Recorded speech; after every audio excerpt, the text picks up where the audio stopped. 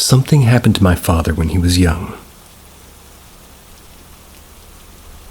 My father spent most of his childhood years in the village from elementary school to 3rd grade. This was happened when he was 9 to 10 years old, as he remembers. I need to mention that first he was never being a religious person or anything like that. He was a normal person, but he has a very realistic perspective on life. He did not tell this incident to anybody other than his mother when he was young, but when he heard similar stories from his relatives from the village about that specific area, he did believe that his experience was probably not a dream nor hallucination. My father's house was outside of the village, also on top of a hill. It was difficult to reach their house on foot, but there is a shortcut that goes around that hill, and people who know about that shortcut would sometimes prefer to use this path. It was a pathway rather than a road, narrow but less rough than the other road. Those who knew this road also knows that this path is an uncanny place. It's not very clean in terms of its past. There is a story about that road my father heard from his father. 4 more centuries ago, when around the Mongol invasion of Anatolia, Mongolians attacked this village and killed every living being in the village in this place, put their heads to the spikes along the path. People used to call this place Kabatas, because it was also full of steep and sharp little stones. It means rough stones in Turkish. The thing is, nobody would love to use this path as if it's really necessary. As I said, because this place is not really pleasant past. In one summer afternoon, my father started walking towards his house. He used this way because he needs to hurry. The road was not that long. There's not even neighbors living in their own houses, just beyond the bifurcation at the end of the road. He walked a little more on the stony road, then stopped. More precisely, he had to stop. A stone protruded wall appeared right in front of him, a wall he had never seen there before. Why would anybody build a wall on that narrow pathway? Anyway, he asked himself. The path was continuing just behind the wall after all. It was like newly knitted. A stone wall, his first thoughts was whether the neighbors knitted it. It was odd, but the wall was not so long. The height of the wall was maybe 150, 160 centimeters. The length of the wall was maybe 200 plus. But of course, it's beyond the height of my father, who was still a small child. It was still a simple wall that he can overcome in 2 moves. No passing from the right to the left of the wall. As the weather started to get dark, he wanted to climb the wall and continue on his way in order to return home. When he climbed to the wall and gave his hand to where he thought the stones were, he realized that the wall was actually not finished. However, how hard he tries to climb, he couldn't reach the top of the wall. It seemed ridiculous. Probably thought the reason why he couldn't reach the top is his plastic shoes. But he was sure that he had his feet firmly touched on the top. He asked to himself, "Oh my God, how's this possible? Why is it not ending?" Now he's tired of climbing. There was a growing feeling inside of him somebody's watching him and maybe playing with him. He just started to get scared. The weather was almost dark. He thought it would be bad if I fall, even if I break my bones. Well, yeah. He was sure that he was very high from the ground. He felt the fear in his heart. In that case, such a person like my dad started to pray God.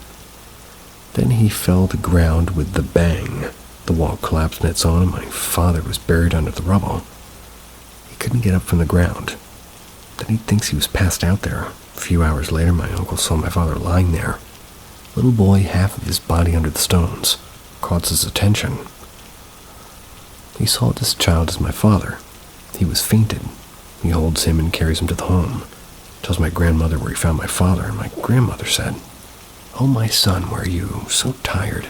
Haven't you found another place to sleep in that cursed land?" My father told her about what happened to him. There's a widespread belief in the region, especially expressed by the ancients. If you're wandering alone in deserted places, something would play games to you, like the short wall that never ends with climbing. Maybe it's just the games of our minds, but I'll try not to prove otherwise. Well, that was an interesting way to start.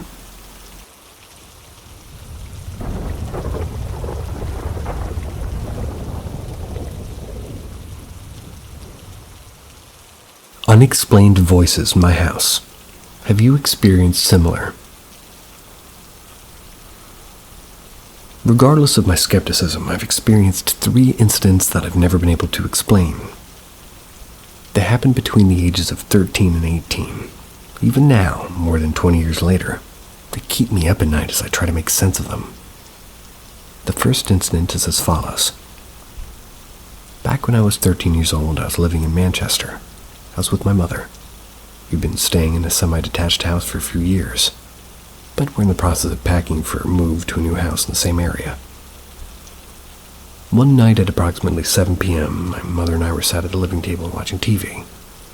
There was a knock at the door, so I got up and answered it. A friend wanted to know if I was playing out, but just ended up chatting in front of the doorstep.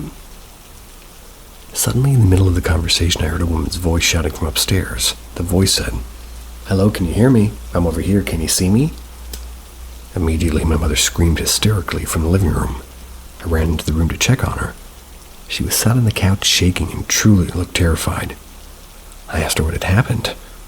She told me that a woman's voice had whispered something into her ear. "What did it say?" I asked. "Hello, can you hear me? I'm over here, can you see me?" Word for word, my mom told me the same thing that I'd heard shouted from upstairs. The first half-decent weapon I found was a tennis racket. Took it upstairs and searched everywhere. Looked in every room under the beds and the wardrobes. Couldn't find anyone. My friend didn't see anybody come down the stairs.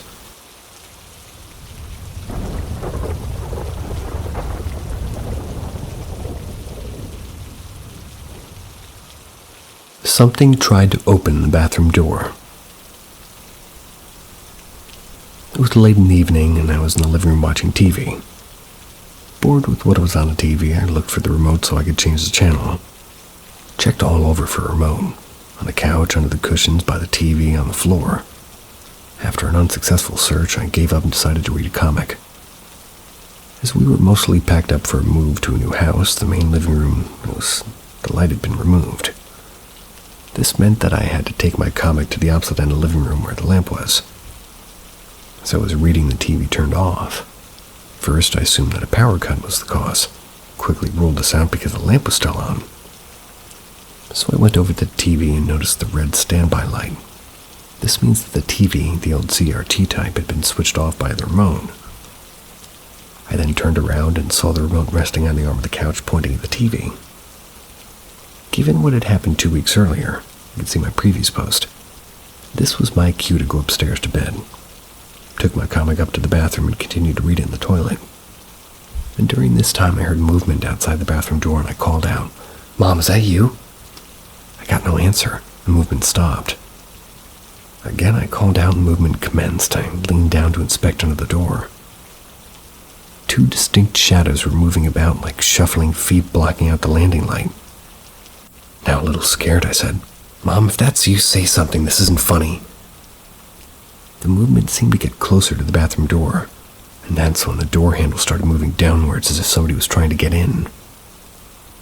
Luckily, the toilet was very close to the door, so I quickly reached out and locked the door. The door handle went back up and the movement became more distant before stopping altogether. I sat on the toilet for another 20 minutes before I had the courage to leave the bathroom. When I finally left, I checked my mother's bedroom door, which was still firmly shut.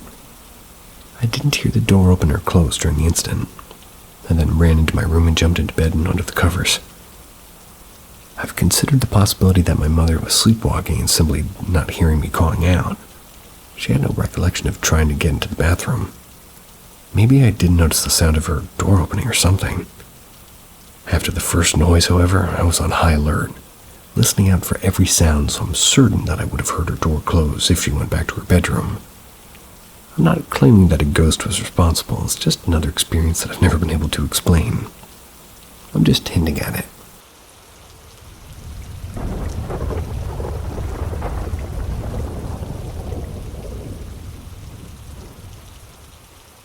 Pink house. Me and my mom moved to this innocent-looking small and weirdly pink house. It was a duplex and the whole neighborhood was really nice and quiet. The house was probably built before World War II. Strange things started to happen about 5 months after we moved in, at least to me. First, pipes, radiators, sinks started leaking. Water was literally coming from the floor of the basement, from underneath the bathtub, from the roof, and even from walls in some parts. It was a newly renovated home, but since some mistakes can happen, we called my father. He's a plumber, so he could evaluate the situation. He couldn't explain what was wrong, but tried to fix the radiator sink and bathtub. At this point, we were thinking that there's some construction problems in the basement, maybe because the home was old and we should call some other specialist. We did. At this point, I started to experience this foul smell waking me up in the middle of the night. A smell that remained of an animal of some sort. I was feeling watched in these instances, and after a while, I was even experiencing this feeling of something sitting on top of me. I was studying psychology at that time, so I was almost 100% sure that this was some sleep paralysis. I tried to stay calm and not worry too much, and even if I was sure that this is not normal. There were many situations when I was hearing noises from the attic. I felt I was being touched, but I was always blaming it on my imagination. We were often fighting that I leave the door to the porch open. You see, they had this tendency to stay open, even if I made sure to close them by a key and checking the handle to be super sure. My mom was a bit obsessed about those doors, and now I know why. 2 years had passed, and my grandmother and her man were visiting, and I was sleeping with my mom in the same room and the grandparents in her bedroom on the first floor. I was awoken by noise from the kitchen and decided that I need to go to the bathroom since I was awake. Passing the stairway, I saw the light and heard noises of somebody making tea or something in the kitchen. When I came back to my room, Mom asked me, "They can't sleep or what?" I said that probably and went to bed. In the morning when we were eating breakfast, Mom asked them why they were so loud at night, and obviously they said, "We thought it was you." At that point, my mom said, "Oh, so ghosts again." This was so random because we haven't spoken about it ever. She said that she experienced some messed up stuff here, that she even called 2 exorcists. The first one helped for about a week and the second about maybe half a year. I was shocked since my mom was always so skeptical, almost making fun of paranormal stuff, but that changed. I was upstairs having my fun with Attic Dweller, and she had her burglar coming from the basement. She was even sleeping with a knife for a while. Besides the door opening randomly, we had this intercom that wasn't working. We were sure that it was out because the cable was cut invisible. So we had to go to the garden gate and open it for the guests by hand. Despite this, some guests were hearing the sound at the intercom. The gate was opening for them without our knowledge. There were many more strange things happening, but I don't want to bore you. One thing I can say is the longer we stayed and ignored it, the calmer the house was. When we were moving out, my mom asked the old neighbor if he would like to take her garden table and chairs. He came to pick them, to give us some backstory to the house. He asked why we're moving out, and my mom said that the house was not that great for us, and he answered, "Yep, I know that you won't last for that long." He said that none of the previous families stayed in it very long, and they almost all had some family problems after a while. After a hesitation, he said that there was a murder in our pink home. Some 2 guys were holding hostage this girl. And it was like they had some bad things to her, and I prefer not to mention. After hearing that, we were really glad that we were leaving it behind, but not really. I think something has moved with me. I don't want to make this story longer since it's already too long as it is.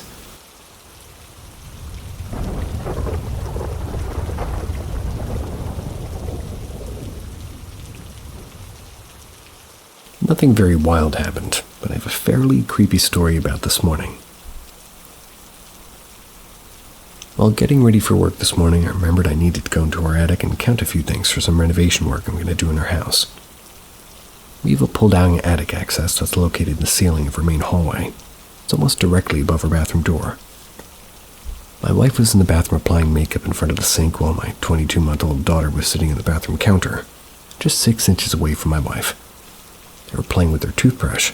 That's when I heard my daughter say hi, which I thought she was directing to, the hi to my wife, which is something she does do a lot. Didn't really think anything of it until I closed the attic. Entered the bathroom where my wife, and had sort of an odd what the fuck look on her face. I asked her why she had that face. She says, "When you got in the attic, Quinn, my daughter, looked up and said hi. When I looked at her and said hi back, I noticed she was looking at the wall that would be directly behind my wife, and said hi again, then slowly lifted her head up as if she was watching somebody walk closer to her, and then tucked her arms in their side and giggled. This is what she does when protecting herself from tickles. My wife asked my daughter who she was talking to. My daughter didn't say anything back, but just at that moment, the plastic makeup container my wife was holding closed as if it were slapped shut.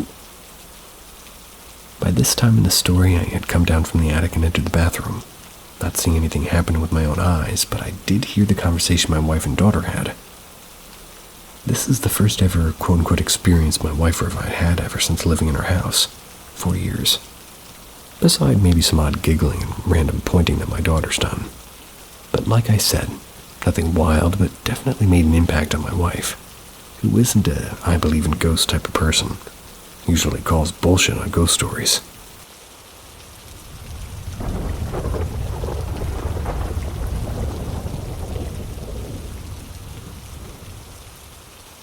Pretty sure I saw some kind of portal as a kid.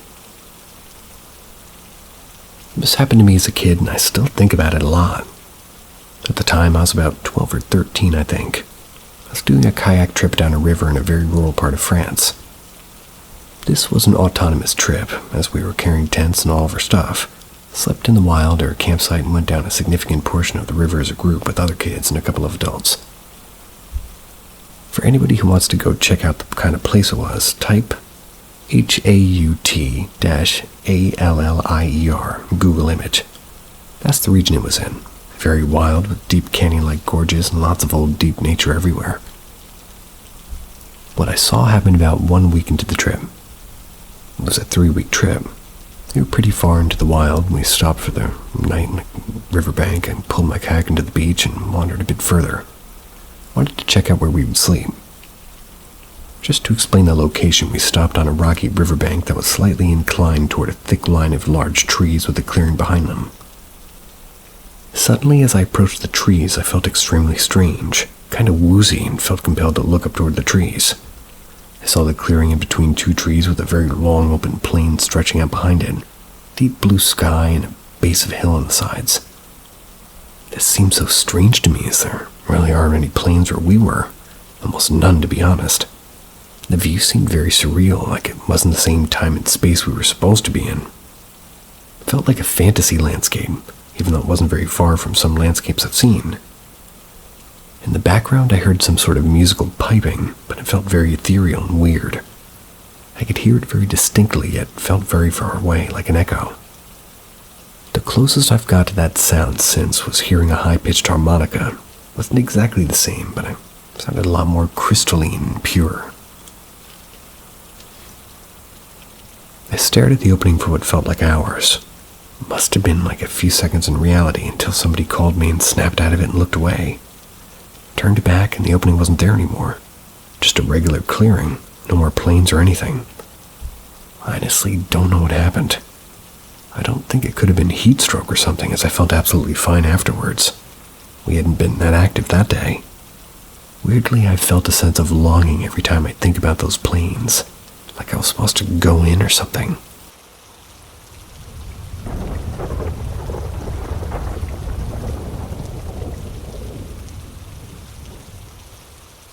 My experiences in the 1929 farmhouse.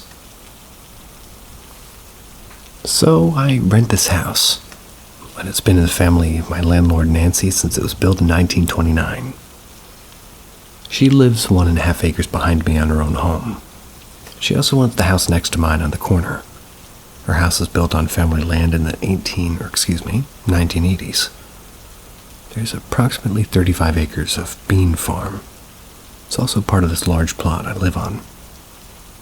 So the home I live in is originally a farmhouse for the Miller family. This is in northwestern Ohio.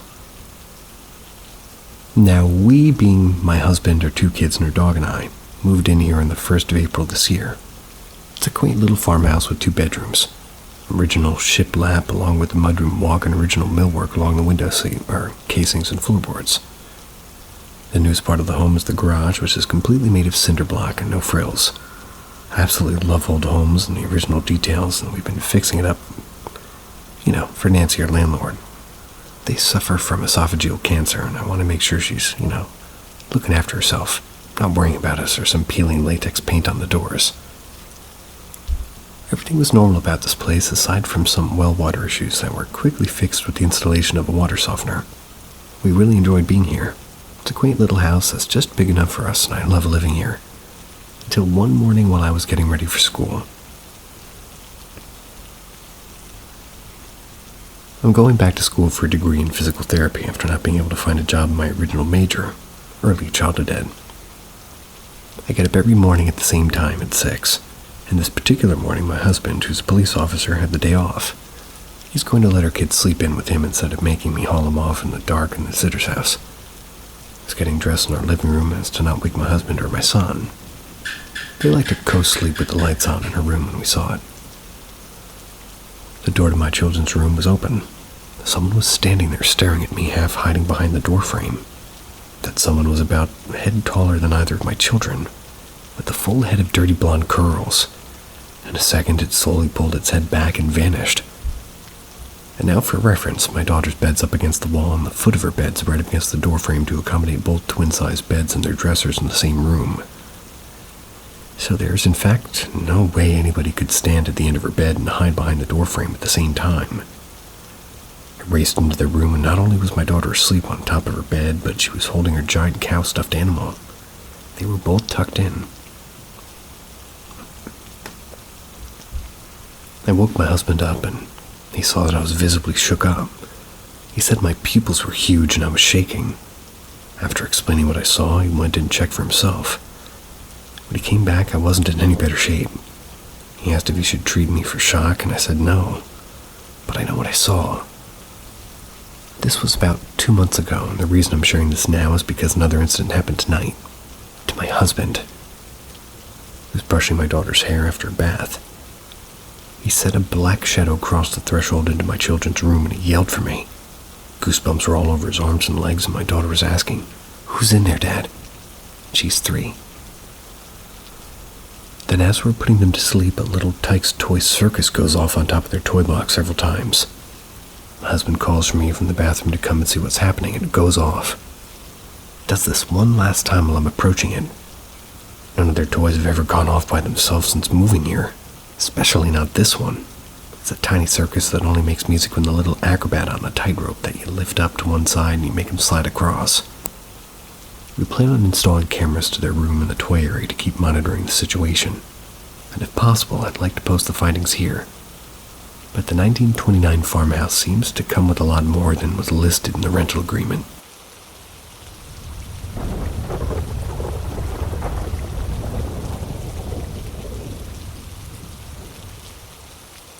My husband's sleep paralysis in the 1929 farmhouse. Background. I've been married to my husband for 5 years. He's a Marine Corps veteran of 9 years, 2 tours to Afghanistan during the first push through, totaling 14 months. He's now a police officer who is in his 1 year in the street. He's seen more than I'd like to acknowledge. He jumps at loud noises, and he hates watching the ends of military movies where they show memories of fallen service members. He always sits where he can see the door at a restaurant, but he's never had a nightmare, not in the 5 years that we've been married. Last night it's about maybe 1:15. We've been comfortably asleep for quite some time, and out of nowhere my husband starts making these sounds deep in his throat. First I thought it was our dog Nike. They sleep on the side of the bed. Took a minute, it happened again.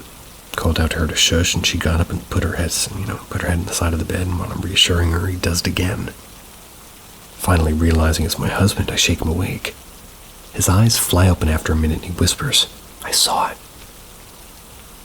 Instantly, my blood runs cold. He grabs my wrist in the dark and says a little louder, "I saw it." Trying to remain calm myself, I asked him what he saw, what he was talking about. I'm terrified there might be someone in the house, and I ask if I need to get the kids. He tells me everything. He thought it was real. Our daughter had run into the bedroom crying, saying there's a woman in her room, and she was scared of her. My husband picked her up and just comforted her, tucked her in between us. She settled in and he looked out the door into the living room before her son came in moments later screaming. This is a common real-life occurrence. They come in crying or not and want us to cuddle them back to sleep. He asked her son what was wrong, and then his speech isn't as good as his sister's. He said, "Saw Lady Daddy. Don't like Lady Daddy, you're scary." And at this point, my husband says a black shadow stands in the doorway and the kids start screaming. Apparently, through all this commotion, I didn't wake up. He pulls a gun not knowing what good it'll do, and that's when it happens. His whole body freezes up and he can't make a sound and he can't move. He's trying to scream and wake up and get the babies, but he can't. That's when I hear his sounds in his throat and he woke up. It was a nightmare. His first experience was sleep paralysis, and I could tell he was shaken up. I told him I was going to go check the kids and I'd bring him some water. Babies were fine, sleeping soundly. He was just upright in bed staring at his hands when I came back. It felt awful. I explained sleep paralysis to him and told him to Google it. The symptoms matched what he felt in the moment. I'm not sure if sleep paralysis and spirit activity are associated, linked, or correlated, or nothing. But he seems to think it has to be. With activity gearing up in her home, he wants to know everything he can to how to deal with the effect of living in a home with ghosts.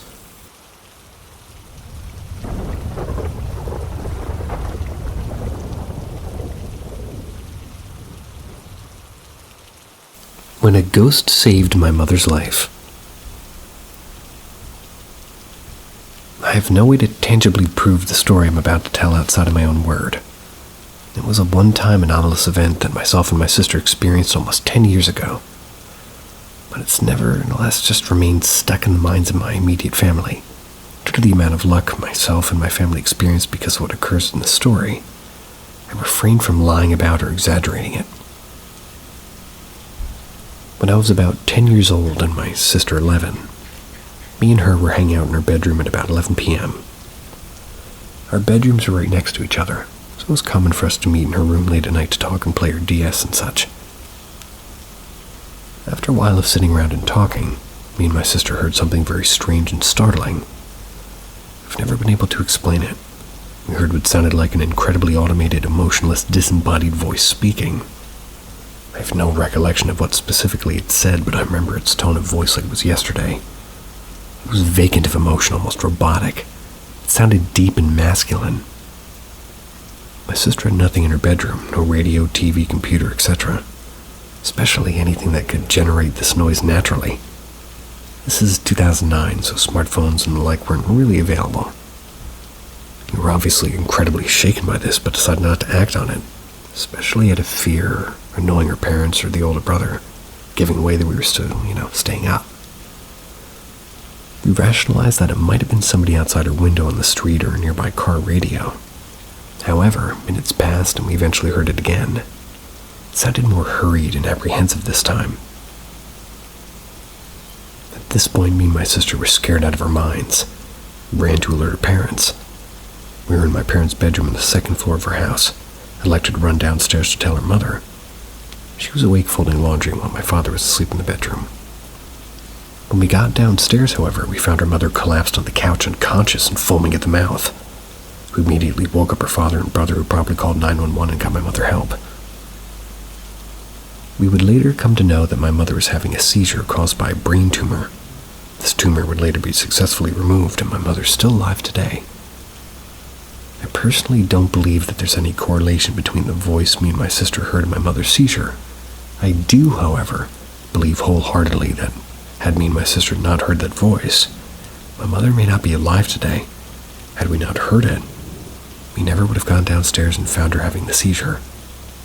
Today, me and my sister regularly recollect this occurrence, and my mother, a believer in the paranormal, claims that it may have been a guardian angel of sorts.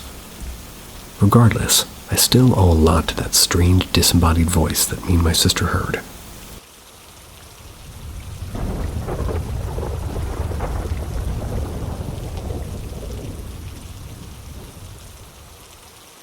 Foul-smelling haunting in an Italian hotel. I've recently started working at a seasonal hotel on an Italian northern coast. Since I've always had an interest in the paranormal, One of the first things I did once I started my job there was asking the owner and his mother, who got a hold of the building back in 1973, every possible detail about the hotel and what it was used to before, all this. The owner's mother explained to me how it had been a hotel for several years before they bought it, but that it had been left closed for so long that it was an absolute wreck. Before then, it was a hospital for young pregnant women who didn't have a husband or family to support them. When she told me that, during the first 2 months of the job, so about halfway through it, I did wonder how it could have been possible that no paranormal activity had ever been recorded there. I even got to learn from my boss at the very beginning of the job that a man died there just a few years back. I really thought he was making it up to spice things up a bit. Turns out it was absolutely true. An old man died due to extreme heat then after getting back from the beach. It's not something so unusual here, and I guess it applies to any area that gets, hot summers. The hotel had been closed since mid-September. I worked there for about 3 months and a half. Stayed in a bunch of nights even, without ever experiencing, sensing, hearing anything that seemed out of place. I did think it might have been because the nightlife was way too much and too many people were in hotels, basically causing an energetic pollution that would prevent paranormal occurrences from manifesting. Then the dead season for our area came. Everything grew silent and rather gloomy. And I, having become close with my boss, kept going to the hotel even for several days in a row, listening to and making music, playing video games, experimenting with cuisine, and even threw a couple of bit of parties. It was just the two of us and his dog. That was a good 85% of the time. Things started getting weirder then. He noticed a foul smell coming out of some spot on the reception desk. Something like a sewer smell, changing slightly from time to time within us, like a specter. It went from, let's say, decomposing flesh to rotten eggs. It was never too strong to be unable to smell it, like after stepping just a few feet back from the desk. What got us puzzled was how the smell would come from a spot where only wires and electronics would be, rather than the bar or sink, for example, which was about 3 meters or 9 feet far from the desk. Not to mention my position was exactly that of reception and marketing, meaning that, I would be sitting at that desk for several hours a day, never smelling a thing. My boss said that he definitely smelled it this summer too, though it was a lot fainter. I actually have quite an efficient sense of smell. It did surprise me how he was so sure it had happened a couple of times through the summer too. Since my boss is also quite a sensitive person. Well, I got to lose my oversensitivity to paranormal matters after dealing with it in a way after stressing me out. I just got to realize perhaps the smell wasn't something completely physical and normal. My doubts got stronger after noticing his dog seemed to take an interest in the area the smell was coming from. Not really acting like the lively and goofy dog he is. Sorry, they wrote he, his. He'd rather stop a few feet far from the spot and stare at it. One night while we were in the hotel kitchen making dinner, the dog started looking towards the door to the reception, as if he had heard something, then ran through the corridor to the desk. I followed him thinking there could have been someone at the door, and instead he stopped at the desk staring at the spot the smell came from. He's a very loyal and clingy dog. He doesn't leave his owner's side easily.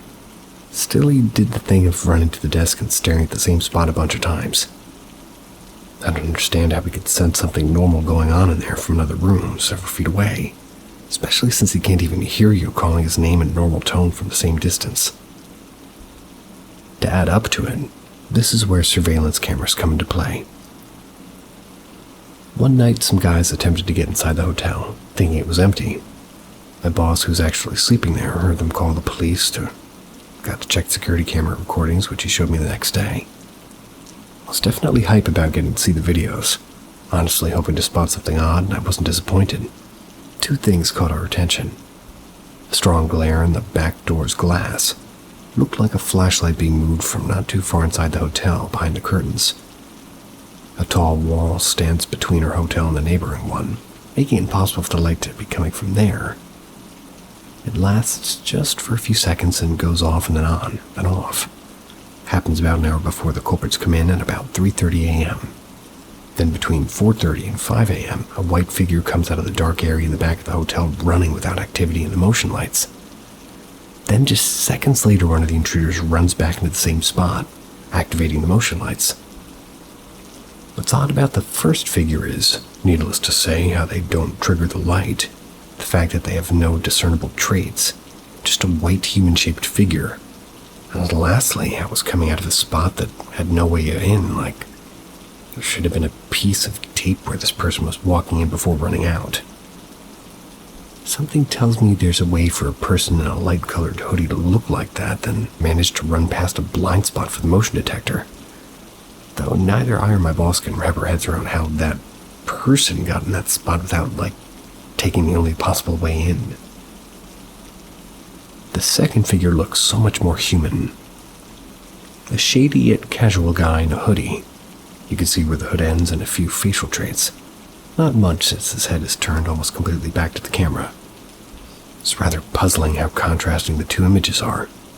Even before the light goes on, the camera catches the second man's details, not making him look like some sort of apparition as for the first figure. Being a bit of an anxious guy, my boss didn't really like the further investigating of surveillance camera tapes and didn't bring up any odd parts of the event again. We both moved back to our places just a couple of days ago, so the hotel is currently unattended and will stay so for at least another month or two. I really wonder if anything weird will be taking place there when no one's watching. And that was it. Sorry for my lack of summarizing skills. Please feel free to share your thoughts in the comments. I'm rather curious about hearing a third-party opinion, especially since we didn't get to talk about these events with anybody yet. I could definitely retrieve the active segments of the tape as soon as we go back to the hotel if anybody's interested.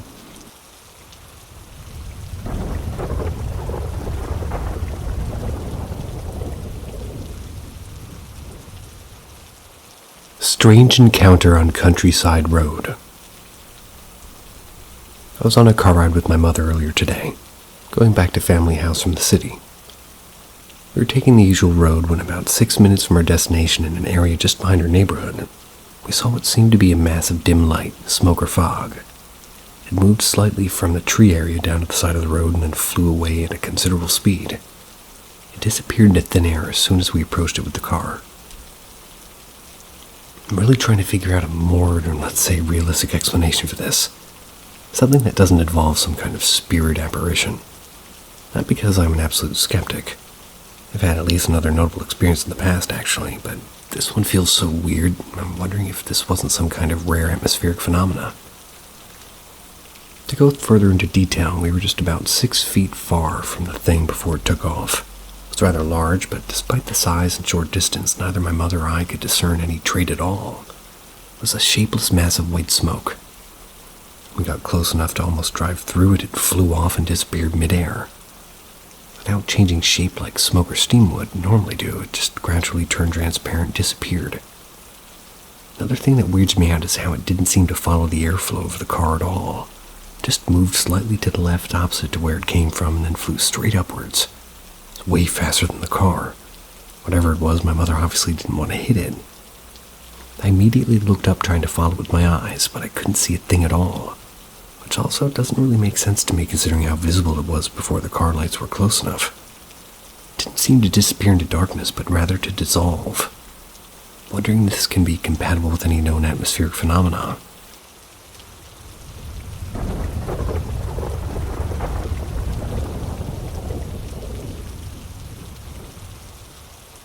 It started with death. Going into my senior year, we lost a fellow student in a car accident. Pretty intense situation. I knew the girl named Taylor. I had seen her in the hall only a few weeks before and said hi.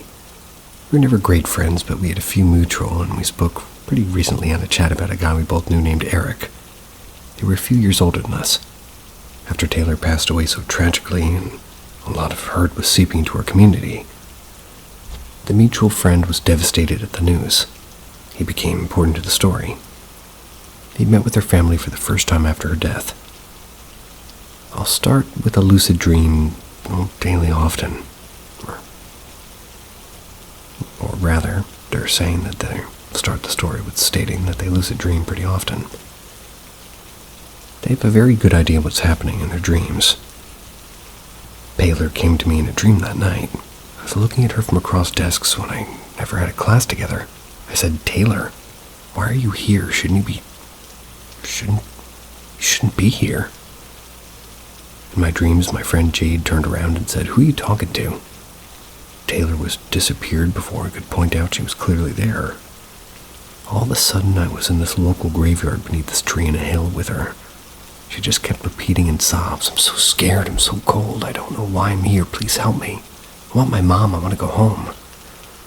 All I could do was try to get words out to comfort her or something, but nothing came out of it. I woke up. There was a service a few weeks later. A majority of her school attended. She was driven away in a hearse with her family behind her in a private burial in the local cemetery. I caught up with her friend Eric in the service, and he said that they'd locked the most beautiful spot for her in a hill. It was under a tree. I had no way of knowing that, and I had dreamt of Taylor a few weeks prior to it, and to this day it seemed so real when she came to me in my dream. She was really crying out for help to one of the few people that would have been able to hear her. I've had a few crazy experiences with paranormal happenings, and I'd be happy to share them. But it's always a somber feeling when I realize they aren't made up. That the fear I felt through every experience was real. The people around me felt real fear. There's so much more to this world that we'll never know.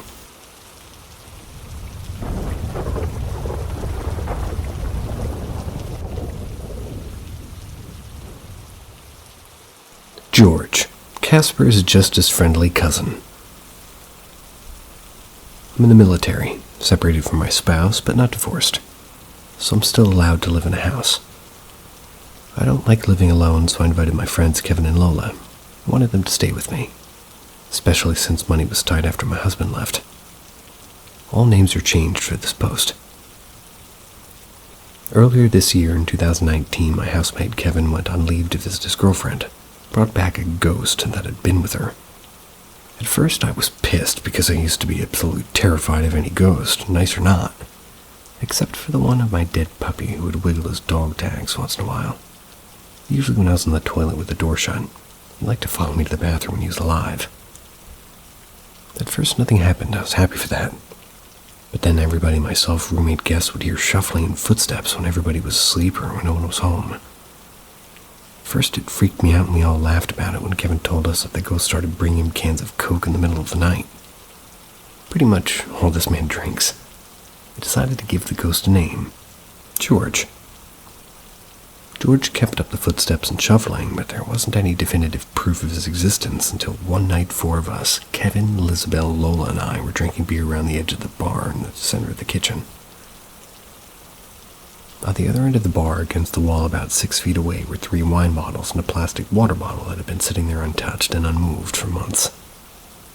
We all got louder and louder, talking excitedly over each other until we were yelling. At this point, the water bottle that had been unfazed by anything for months flew off the counter. We were all facing its general direction, but too far to touch it. Nobody to hit the counter or anything. Well, and also it didn't fall. I mean, it flew across the kitchen into the dining room, landing about maybe 15-20 feet away. We all watched it happen, and we were in shock. Picked up the water bottle, and we convinced George doesn't like loud noises, I guess. About a month later, I was home early from work. Everybody was still gone. I was in my room getting dressed for my college class, and I heard movements in the kitchen. Shuffling. The sounds of plates and cups being moved, like somebody was doing the dishes. But I hadn't heard anybody unlock or open the front door. You can hear everything going on inside the house from that part of the house, so I'd have heard somebody come in. My housemates had already texted me saying they wouldn't come home for a few hours. Grabbed the revolver and cleared, which means check to see if anybody was hiding anywhere. I cleared every room in the house out of fear that somebody had broken in. When I determined I was alone, I said to the empty dining room, "Oh, George, it's just you. Scared the living shit out of me. Thought somebody had broken in. Next time, just let me know it's you." He never did let me know if he was going to be making noise, though. He exists on his own terms. Time passed, we kept working, kept drinking. George kept shuffling, but nothing new. In July, Beatrice and her daughter Elsa moved in. Her girlfriend Zelda and her friend Mikey. Oh, and Elizabeth. They all started staying over more often. Elizabeth said that she heard George every single time she stayed over. By August, they were there almost every single night. One night when Kevin left his room in the middle of the night to go to the bathroom while everybody was asleep, he saw the black figure of a man standing at the bar. He simply said, "What's up, George?" and went about his business. Another night when Lisbeth had fallen asleep on the couch, she woke up in the middle of the night to the sound of movement in the corner of the living room. Turned over to see what made the noise, and she saw the black figure of a man standing in that corner. She said, "Hi, George," rolled over and went back to sleep. Toward the end of August, Kevin was discharged from the military, went back to his home state.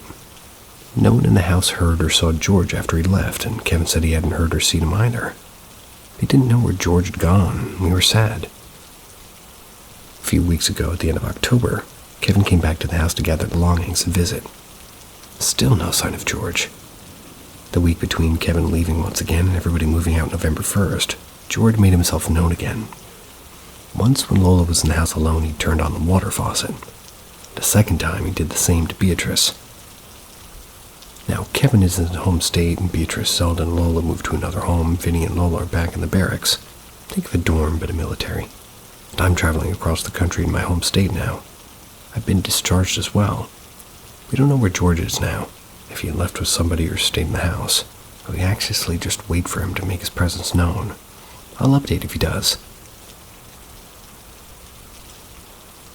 George, Casper's just friendly cousin. I'm in the military, separated from my spouse, but not divorced, so I'm still allowed to live in a house. I don't like living alone, so I invited my friends Kevin and Lola. I wanted them to stay with me, especially since money was tight after my husband left. All names are changed for this post. Earlier this year, in 2019, my housemate Kevin went on leave to visit his girlfriend, brought back a ghost that had been with her. At first I was pissed because I used to be absolutely terrified of any ghost, nice or not, except for the one of my dead puppy who would wiggle his dog tags once in a while. Usually when I was in the toilet with the door shut, he liked to follow me to the bathroom when he was alive. At first nothing happened, I was happy for that. But then everybody, myself, roommate, guests, would hear shuffling and footsteps when everybody was asleep or when no one was home. First it freaked me out and we all laughed about it when Kevin told us that the ghost started bringing him cans of Coke in the middle of the night. Pretty much all this man drinks. I decided to give the ghost a name. George. George kept up the footsteps and shuffling, but there wasn't any definitive proof of his existence until one night 4 of us, Kevin, Lisbeth, Lola, and I, were drinking beer around the edge of the bar in the center of the kitchen.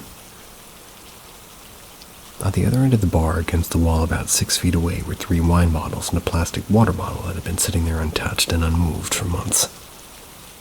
We all got louder and louder, talking excitedly over each other until we were yelling. At this point, the water bottle that had been unfazed by anything for months flew off the counter. We were all facing its general direction, but too far to touch it. Nobody had hit the counter or anything. Well, and also it didn't fall. I mean, it flew across the kitchen into the dining room, landing about maybe 15-20 feet away. We all watched it happen and we were in shock. Picked up the water bottle and we convinced George doesn't like loud noises, I guess. About a month later, I was home early from work. Everybody was still gone. I was in my room getting dressed for my college class and I heard movements in the kitchen. Shuffling. The sounds of plates and cups being moved, like somebody was doing the dishes. But I hadn't heard anybody unlock or open the front door. You can hear everything going on inside the house from that part of the house, so I'd have heard somebody come in. My housemates had already texted me saying they wouldn't come home for a few hours. Grabbed the revolver and cleared, which means check to see if anybody was hiding anywhere. I cleared every room in the house out of fear that somebody had broken in. When I determined I was alone, I said to the empty dining room, "Oh, George, it's just you. Scared the living shit out of me. Thought somebody had broken in. Next time, just let me know it's you." He never did let me know if he was going to be making noise, though. He exists on his own terms. Time passed, we kept working, kept drinking. George kept shuffling, but nothing new. In July, Beatrice and her daughter Elsa moved in. Her girlfriend Zelda and her friend Mikey. Well, and Lisbeth. They all started staying over more often. Lisbeth said that she heard George every single time she stayed over. By August, they were there almost every single night. One night when Kevin left his room in the middle of the night to go to the bathroom while everybody was asleep, he saw the black figure of a man standing at the bar. He simply said, "What's up, George?" and went about his business. Another night when Lisbeth had fallen asleep on the couch, she woke up in the middle of the night to the sound of movement in the corner of the living room. Turned over to see what made the noise, and she saw the black figure of a man standing in that corner. She said, "Hi, George," rolled over and went back to sleep. Toward the end of August, Kevin was discharged from the military, went back to his home state. No one in the house heard or saw George after he left, and Kevin said he hadn't heard or seen him either. He didn't know where George had gone, and we were sad. A few weeks ago, at the end of October, Kevin came back to the house to gather belongings and visit. Still no sign of George. The week between Kevin leaving once again and everybody moving out November 1st, George made himself known again. Once when Lola was in the house alone, he turned on the water faucet. The second time, he did the same to Beatrice. Now, Kevin is in his home state, and Beatrice, Zelda, and Lola moved to another home. Vinny and Lola are back in the barracks. Think of a dorm, but a military. And I'm traveling across the country in my home state now. I've been discharged as well. We don't know where George is now, if he had left with somebody or stayed in the house, but we anxiously just wait for him to make his presence known. I'll update if he does.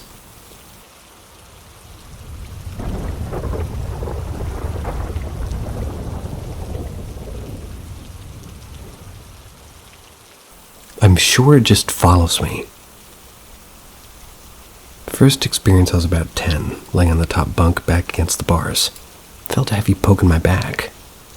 Then the room went icy cold. I just lay there terrified and awake. Nothing came after that, really. We moved then to a flat once my parents divorced. My mom experienced people calling her name in this flat where she'd, later found out somebody hung herself in there years before. A friend came to stay over once too, but went home because something freaked him out when they went to the toilet. Never told me what it was. Again, when I was about 14 to 16 years of age, we lived in, Am End Terrace Council House. And every so often I'd wake up, and when I'd wake up, the room would be black. I mean absolute darkness. See the outline of what I'd imagine was a man at the end of the bed staring over me. The real fun started when I bought my first house with my ex. I'll cut the bull and get to the business. One night I was out visiting my mom when I get a call. "Get home, something's fallen downstairs and I'm not going down until you get home."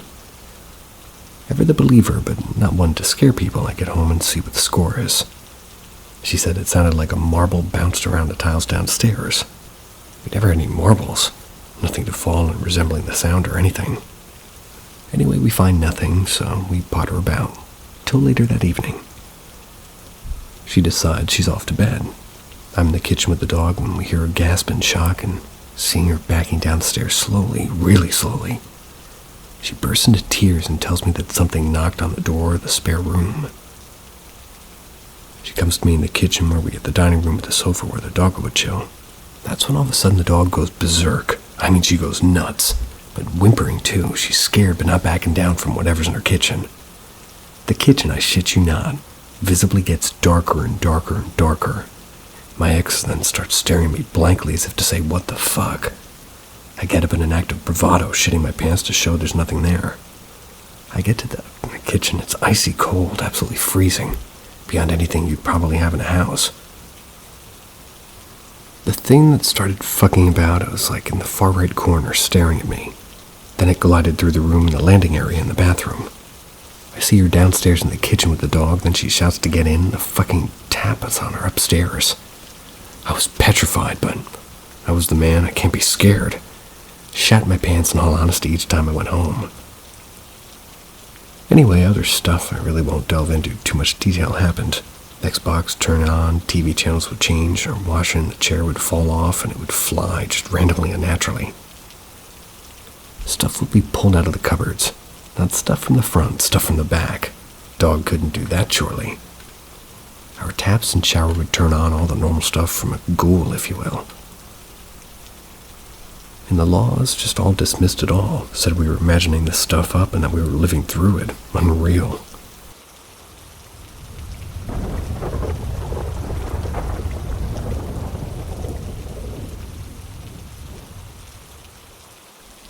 Follow-up.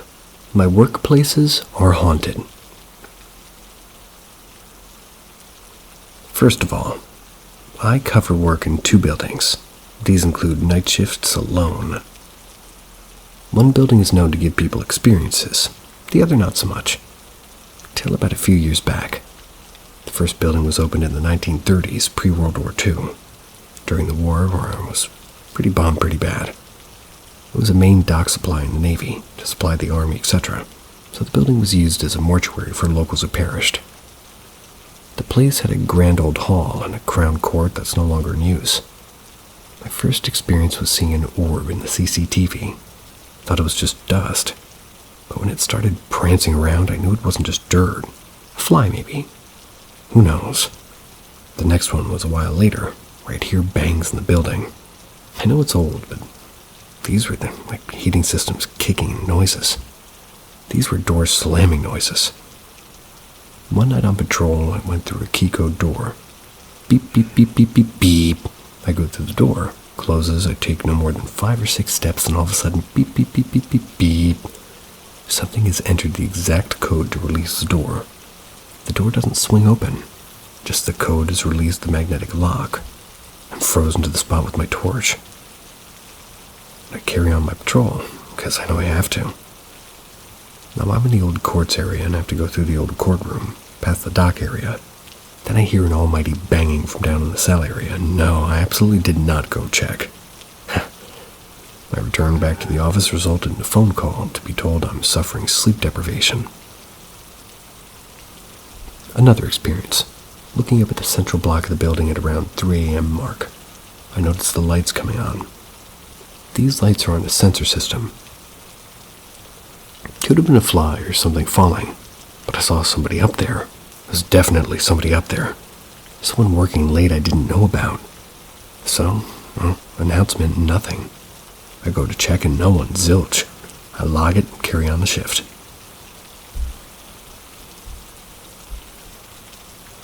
So I acknowledge this cyclist. I see someone in the cell area of the courts. I get back to the desk, ask my colleague who's in the courts, and no one. He goes to check, nothing to note. Around 10 a.m., some guy comes in to do some work, and ironically in the courts. We give him keys, and I badge in the codes. The guy comes back sweating and almost as white as a sheet and says he's been signing the job off as a 2-man job. We asked what's up, and he looks about like he's going to cry almost. He says that he's going to go to one of the courtrooms where he was doing some work. That's when he heard a shout from the cell area, so I went down to see if there was another contractor there. He then heard another shout going to the cell area where he'd seen the shadow. So he follows the noise, then a horrific chest tightness and anxiety attack. What he said then really shook us both.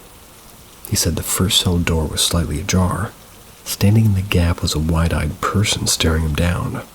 I never saw that same contractor again. That's pretty much that for that building. The other was built on the site of an 1800s monastery. This building is very quiet, but each time I go through this certain part I get a tightness and mild anxiety. Nothing nasty. It doesn't feel dark, but it's something. I spoke to a medium friend who doesn't know me well enough to know where I work, let alone, well, what it looks like in this particular area.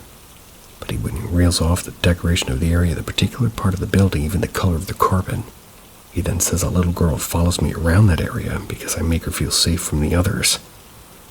He didn't elaborate on the others, but he said my aura was too strong for them to make me notice them. I'm shitting my pants. So this little girl's following me around where I work at night. And that explains the corner of the eye tiredness shadows of a kid running past. Anyways, I ask him to help her move on. As he does, I get the most amazing smell of flowers around me. Even my friend noticed this. Apparently it's a thank you from her from looking after her and then helping her on. Not long back, some out-of-hours staff workers on the 3rd floor rang down in a panic. They was traveling in twos of the toilet because they're scared of the building. They rung and said there's a little girl on the 3rd floor hiding around a corner. She keeps looking at them. I normally dismiss this, but I go check this out with them. I see nothing and go back to my office. Another night. They report they saw somebody and, well,